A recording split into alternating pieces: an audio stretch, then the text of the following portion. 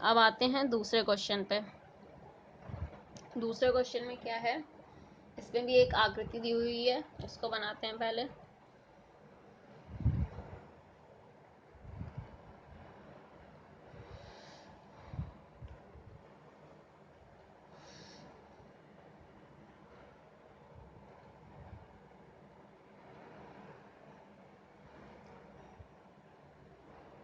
ABC त्रिभुज दिया हुआ है, फिर ये DM लंब है, और फिर ये DN लंब है, ठीक है। उसके बाद ये कोण दिया हुआ है। अब इसमें क्या है, आकृति में D त्रिभुज ABC के कर्ण AC पर स्थित एक बिंदु है, जबकि BD लंबवत है AC के तथा DM भी लंबवत है BC के, और DN लंबवत है AB के, और BD लंब इसमें है, ये इस पे लंब है, यानी कि ये भी लंब है, इस B से लंब इसमें डाला गया है, D से लंब इस पे डाला गया है। इसमें सब समकोण है जो जो मैंने इसमें बनाए हुए हैं, ठीक है।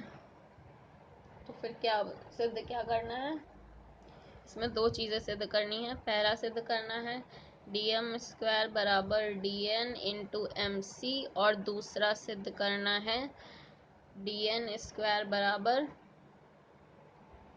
DM इंटू AN, ठीक है। ये दो सिद्ध करना है। अब क्या करेंगे,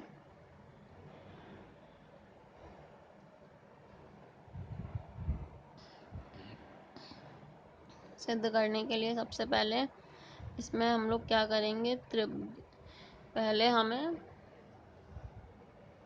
ये क्या बन रहा है, ये एक आयत बन रहा है कि नहीं, ये बताइए। क्यों, क्योंकि ये इसके लंबवत है, ये इसके लंबवत है, अब ये इसके लंबवत है, तो ये भी लंब हो जाएगा इसका। तो अब ये एक आयत बन रहा है। तो आयत की समक भुजाएं बराबर होती हैं, तो BM बराबर ND आ जाएगा, ठीक है। और क्या होगा, त्रिभुज BMD और त्रिभुज DMC में कौन कौन सा त्रिभुज, BMD और DMC, ठीक है। ये दोनों त्रिभुज ले रहे हैं, ठीक है। इसमें क्या है, कोण DMB बराबर 90 डिग्री है, और कोण DMC भी 90 डिग्री है, ठीक है। DMB और DMC दोनों 90 डिग्री है, ठीक है। और जो त्रिभुज BDM है उसमें क्या है, क्या है, कोण 1 प्लस कोण 2 बराबर 90 डिग्री है। क्यों, एक मिनट। अब इसमें एक कोण 1 और 2 क्या है, देखो BD लंबवत है AC के, ठीक है। तो क्या है, इसको मैंने कोण A माना है 1, इसको कोण 2 मान लिया, ठीक है। जब BD लंबवत है AC के, तो कोण 1 प्लस कोण 2 90 डिग्री हो जाएगा, और त्रिभुज BDM में क्या हो जाएगा, कोण 1 प्लस कोण 1 प्लस इसको मैंने कोण 3 मान लिया, ठीक है। कोण 1 प्लस कोण 3 बराबर 90 डिग्री हो जाएगा, ठीक है। अब इससे क्या पता चलेगा कि कोण 2 बराबर कोण 3 है, ठीक है। एक समीकरण हमें ये मिल गया था, ठीक है, और एक समीकरण हमें कोण 2 बराबर कोण 3 मिल गया है इसमें। तो इन दोनों से क्या हो गया, एक कसौटी हो गई। अब एक कसौटी से त्रिभुज BMD और त्रिभुज DMC समरूप हो गए, ठीक है। तो अब जब ये दोनों त्रिभुज समरूप होंगे तो इनकी संगत भुजाएं समानुपाती होंगी, वो हम आगे दे लिखते हैं।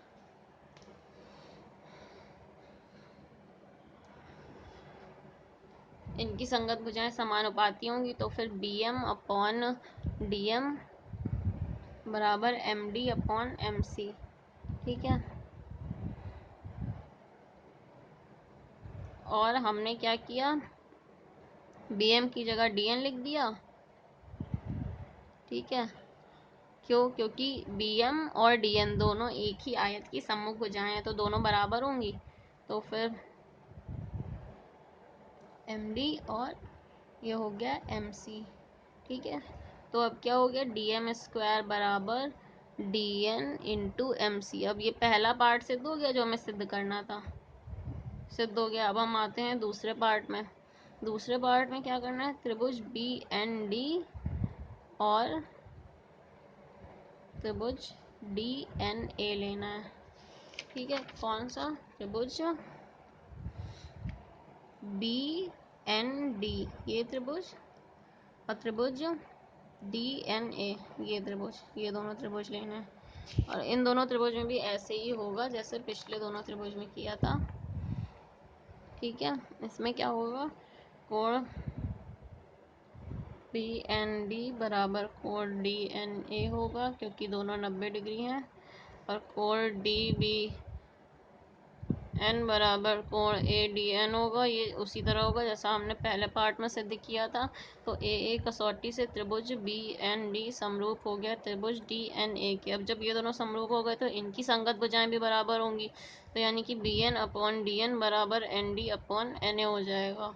ठीक है, अब उसमें भी हमने क्या कर दिया, बी एन और डी एम एक ही आयत की सम्मुख भुजाएं हैं, तो बी एन और डी एम बराबर होगा, तो हमने बी एन की जगह पे डी एम लिख दिया। ठीक है, D N upon N D upon N A. ठीक है, अब सीधे से क्या हो गया, B M square sorry N D square बराबर B M into N A. ये आ गया जो हमें सिद्ध करना था, बस ये क्वेश्चन भी हो गया।